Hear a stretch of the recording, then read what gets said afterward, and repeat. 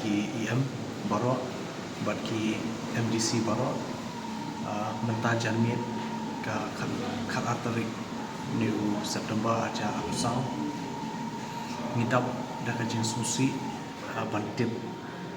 ba iba latip lang khar kungor ibalong sitting MDC jong kanok thamai haju kapor kumu chairman jong advisory committee jong ka KHDC mentah ila klan no dang mentah hamni po civil hospital hadin bala yo education ka bala slam te nakalian majungi kumban syukan mau iba latip lang khar kungor ila long UMDC nadu senam arhajar saw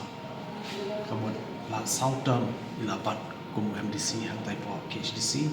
palami khmat ekanong thamai constituency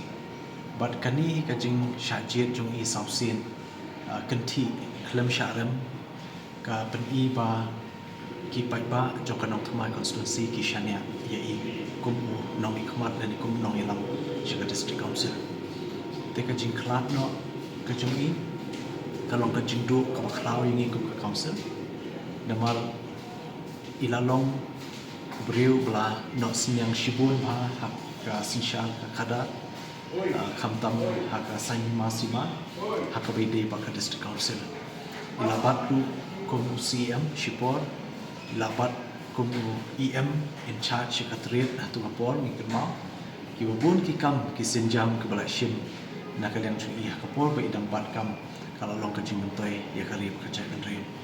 te kajing khlat no kajong i kalau ka ik kajing du yang i ku council bangidu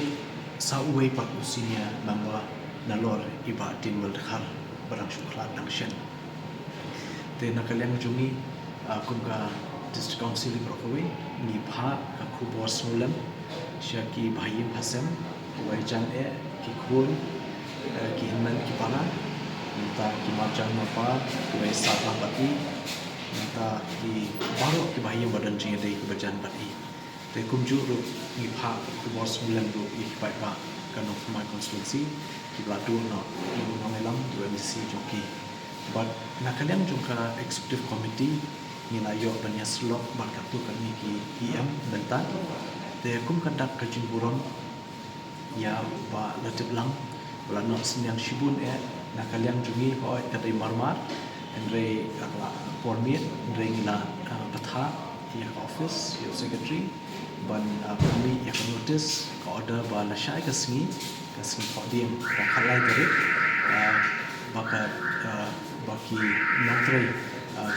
kim yo shiteng singi ku kadak bangi kham noi office shiteng singi kajing